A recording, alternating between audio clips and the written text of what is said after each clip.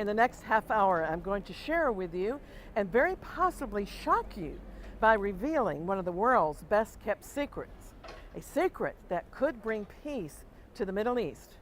But let's not hold our breath.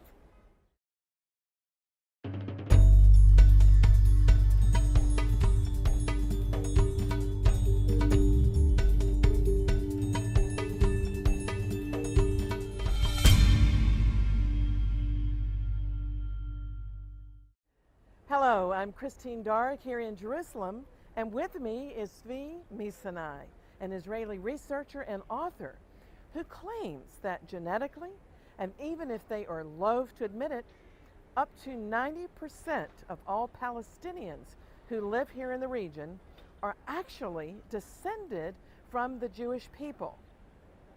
If that can be factually proven, then this land, over which there has been so much warfare between Arabs and Jews, does not belong to two warring peoples, but to one people, the descendants of the people of the land of Israel.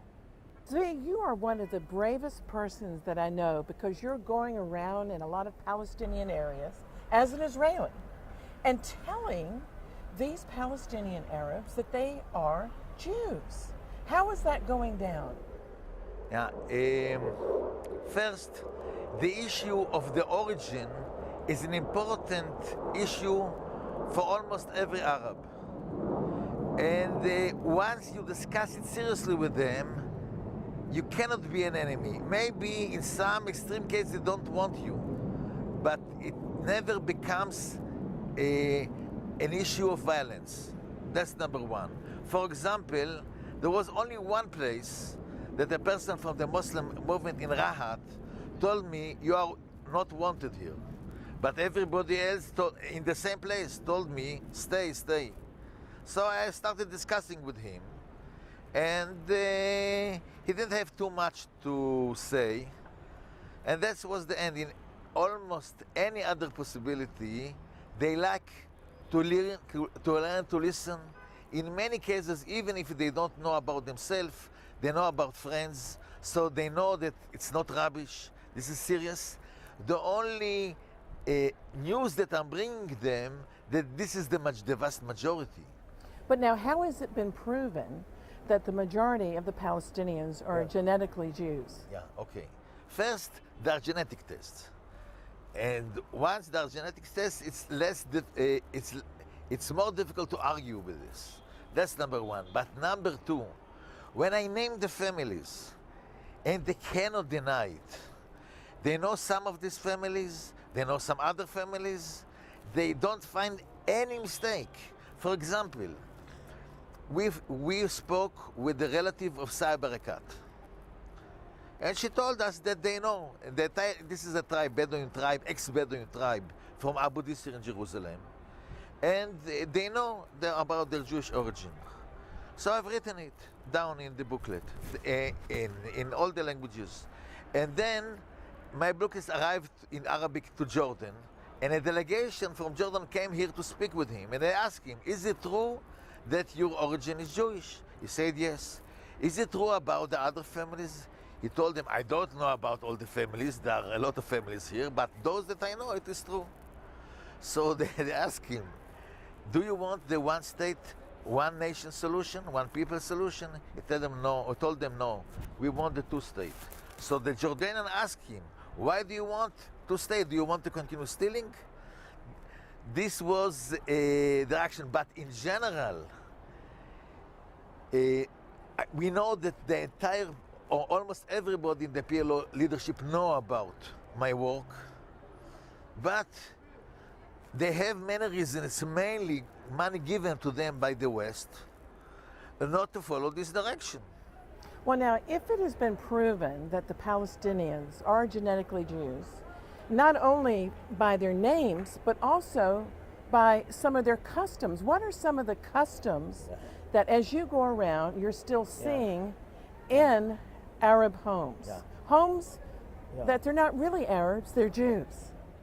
There are Jews, or originally Jews, under Arab culture influence. in many of the cases. Some cases they have more Hebrew or Jewish influence, a secular influence, than Arab. But in general, they have sometimes less, sometimes more of the Arab culture.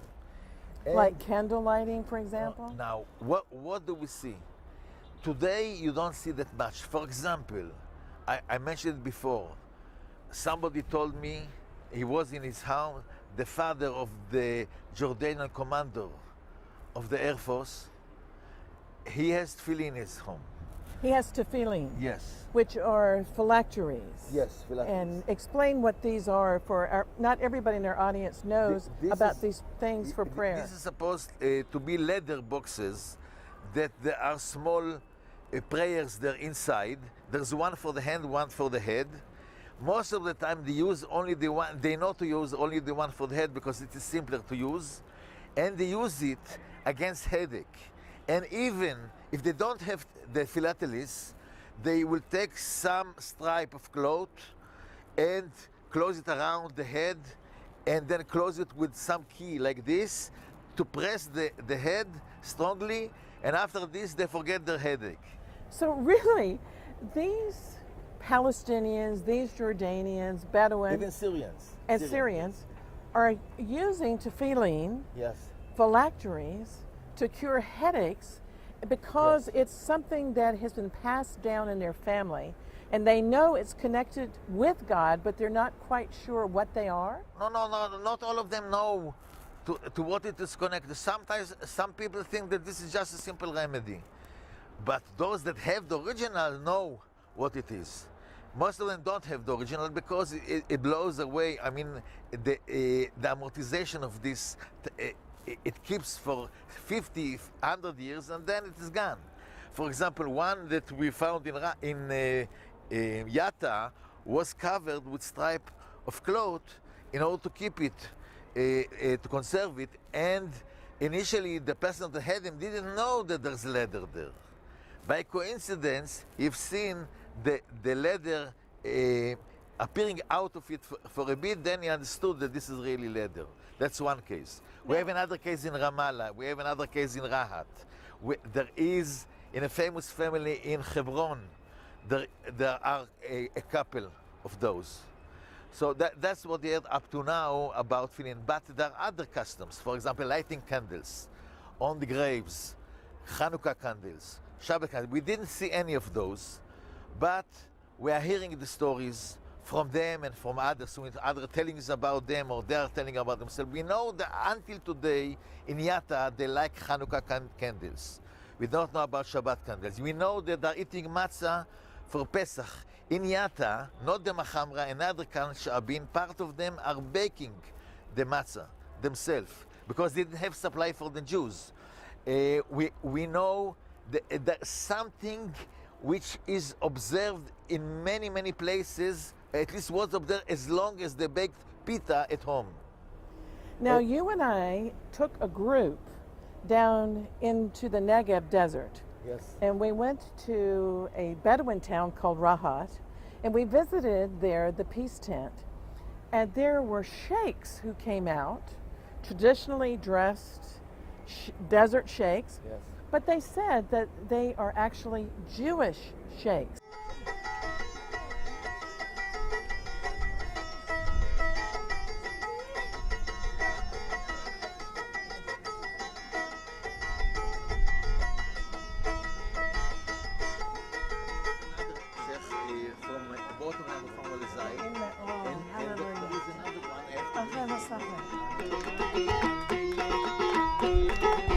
The name of Jesus and in the name of the God of Israel for the protection of our brothers V and of our brothers the sheikhs and all of the brave men and women of Rahat. And we thank you, Lord, that you are bringing peace in a way that men don't always recognize. Now, how is it that you have discovered these people? Because actually, here we are up in many decades that have passed since the founding of the State of Israel. And the first Prime Minister of Israel, David Ben-Gurion, knew that the Palestinians were Jews. But how come no one has been hearing about this until you came along, Zvi, and started to do research and really popularize this movement, the engagement movement. Okay, first, what we all known in his time, and we're speaking about 1917, he have seen it from stories of the Falachim and from their look and so on, but he didn't have a statistic. And he did have a proof that the stories are real, despite that there have been many stories by Bedouin and Falachim and so on. Only now that we have genetic tests that prove it, we can show it scientifically that this is not a fantasy of somebody. Despite the fact that these people are normally not lying about their origin. They can lie about everything, not that much about their origin. They can lie about the religion. That's what they've done here for 1,000 years, almost. But about origin, it's not, very rarely you can find lying about origin. But now how, Zvi, are you, by the grace of God, going to convince the Palestinians and the Bedouin not to be afraid to come out of the closet, so to speak, and say, we're Jews and we want to be joined with the state of Israel so that we're not fighting, but we can go for it? Okay. How can this fear be overcome? Yeah. First, many Bedouins said it for a long period. Bedouin within the Green Line said it, but the Jews didn't react to it seriously. Ben Gurion sent in '56 Moshe Dayan to do something about it, but it failed for some reasons which is not important now. Moshe Dayan knew about it as well. We just recently discovered. When the Sheikh Jabri of Hebron died, in his funeral, Moshe Dayan wept. Unbelievable. And we know why he had this knowledge. We just heard it even yesterday. We heard it. In any case, the situation is that these people, once we started with the Oslo process, which was a major mistake, it looks like a major mistake, and it is a major mistake, but we brought them what presumably they wanted. And they have seen that this is the last thing that they want. They have seen Jordan, and we are speaking now on Judea and Samaria. They have seen Jordan. It was not the worst, but once they've seen Israel and the progress and the freedom and the prosperity, relative prosperity then, they preferred Israel on Jordan. The Jordanians didn't let them study in Jordanian universities. So once we brought them, these crooks and terrorists from Tunis, they are cursing the day that this happened. They don't want a Palestinian state. This is their biggest nightmare. They just want to be with us, to go to Tel Aviv, to work anywhere because there's not enough work there, and to enjoy life. And the only problem with us that we are stopping them from coming there because we are afraid of what their leaders are supposedly leaders are doing to us. Now, I want to tell you about an experience I had just an hour or so ago. I was down in the old city of Jerusalem, and I saw one of my Palestinian friends, and he came to me in front of his other friends, and he whispered in my ear. He said, "I'm celebrating." And I said, "What are you celebrating about, my brother?" And he said, "Because this week I have become an Israeli citizen."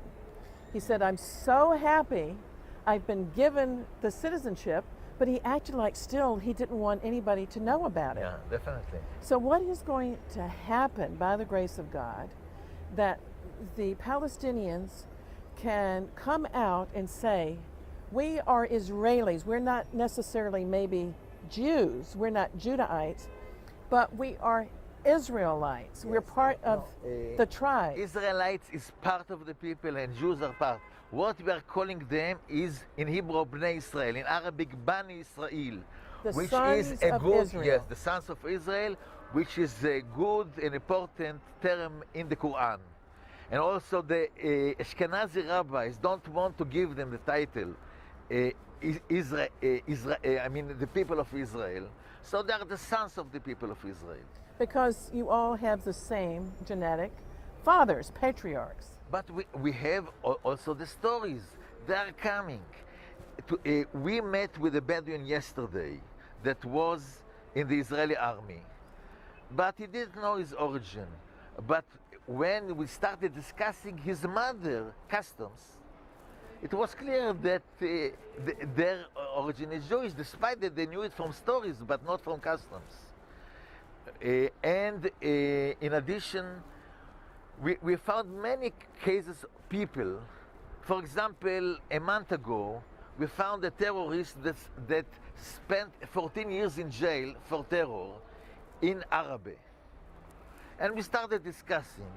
And then we found that the first person from his tribe that arrived to Arabe, after he died, they were putting candles, lighting candles on his grave. So on the spot, we discovered that they are of a Jewish origin. And he also discovered that he spent 14 years in a jail Just for nothing. for being a terrorist against his own flesh and blood, so to speak. Yes. What a Yes. tragedy. So Definitely. you are being used, I believe, by God in a prophetic role to help bring about unity that's necessary when the tribes start returning home, because we know, according to Bible prophecy, that the lost tribes will come back. And I saw a very fascinating documentary on your work, Zvi, in which a member of the rabbinical council here, called the Sanhedrin, actually made a statement. Here was this rabbi with a long white beard saying, we have been looking for the lost tribes in India, and why haven't we been looking in our own backyard?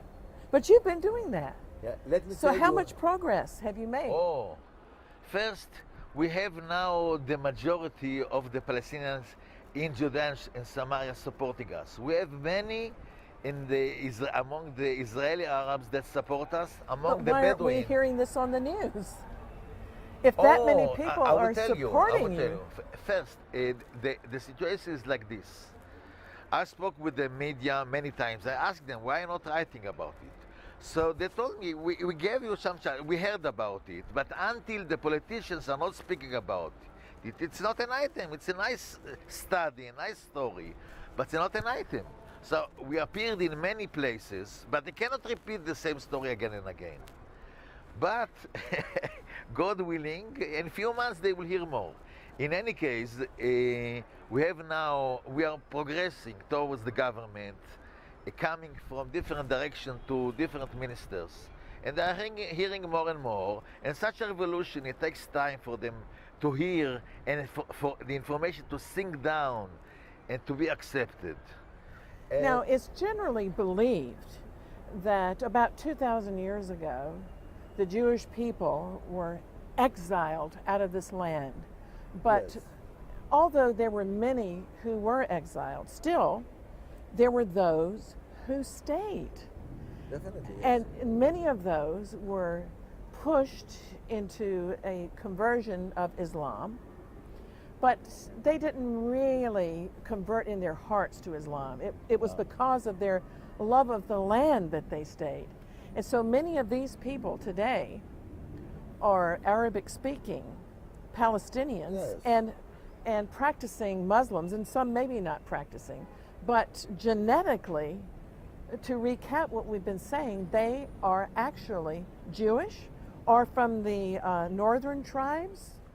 Yes, there are some. I can tell you what we know of the various tribes here in particular. But about practicing Islam, let me tell you that the majority of the Palestinians are what we are calling traditional. They are not religious and they are not secular, because they want to mingle, to be like everybody. And that's the easiest piece. The secular is even easier, but there are not as many. And the religious, we don't expect most of them to convert. They will stay Arab Muslim, and we'll have a minority here of Arab Muslims. It's not a disaster. Actually, this will be the base for bringing here tourists from the Muslim world, which is very important, so people can make living here. Now, what about freedom of religion under your plan called the engagement movement, because under your plan, the Jewish people and the Muslims and the Palestinian Christians can all live together with freedom of religion. First, And where else would you get that in the Middle East? You wouldn't. the first principle of humanity should be freedom before democracy. Freedom is more important than democracy. What the West is doing now in trying to change the Arab countries, to move them from some dictatorship or tyranny to democracy, will not be successful, just because the problem of the Middle East is even not freedom. The problem of the Middle East is ignorance, illiteracy. This is the problem, and this is why democracy cannot be successful. This is why there is extreme Islam, because most of the fanatic cannot read or write, or at least don't like to read and write, and they will listen to what all the extremists will tell them. So the first thing that we have to correct in the Middle East is the issue removing the ignorance and the illiteracy. And we have some plans about it that we'll do together with the Palestinians to improve the entire situation in the Middle East. Because the Arabs are very wise people, the Palestinians are even wiser. They are called Yahud al-Arab, which the Jews of the Arabs, and there are many reasons for this. And we can bring a lot of prosperity and development to the entire Middle East. Now, who calls the Palestinians the Jews of the Arabs? I haven't heard that phrase, but that's very fascinating. Yeah, first, it's not used that much today, but it started in 1936 when Palestinians that were living in the Galilee mainly, and also in the West Bank, moved mainly to Syria and Lebanon in the 19th century. And with the prosperity that the Jews brought here, they came back, but they had the problem to settle in the original places, to have to go to work with the Jews, and it was not easy. But the Palestinians suffered a lot. Even from 1,000 years ago, with all the pressure to convert that they never wanted, and it was just a big game of cheating and lying everybody, and that's why the level of lying among them is higher, because they have exercised this on the Muslim authority. So they're suffering, and it's not a secret that they suffered a lot. And their wisdom and all the problems that they had, like the Jews, and most of them are industrious, like the Jews. So this brought this term. It's a new term. And one of the issues is their origin, definitely. Now, one thing that I've really admired about you, Zvi, as I've watched your engagement movement grow, is how you have a love for all the peoples here of this region. Not only for the Jewish people, but also for the Palestinian. You want to be inclusive, you want to engage, you don't want to disengage. And this has touched me very much. I heard you say one time that they have been stolen from us. And what do you mean by that? Okay. The first thing, I will speak about occupation.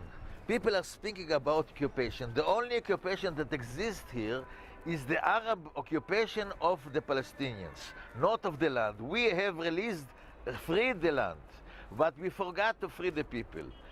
These were stolen for us because they belong to us. They have lived here after the destruction of everything that we had here. And the Muslims wanted to make them Muslim. But as part of this process, they made them also Arabs.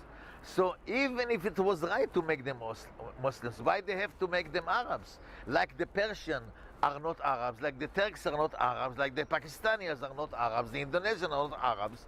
These are Jews, or the sons of Israel that became Muslim. Okay, so taking this identity and us refugees coming after 2,000 years of suffering, Holocaust and a lot of tragedies, and after this having to fight with our brothers here because their identity was stolen.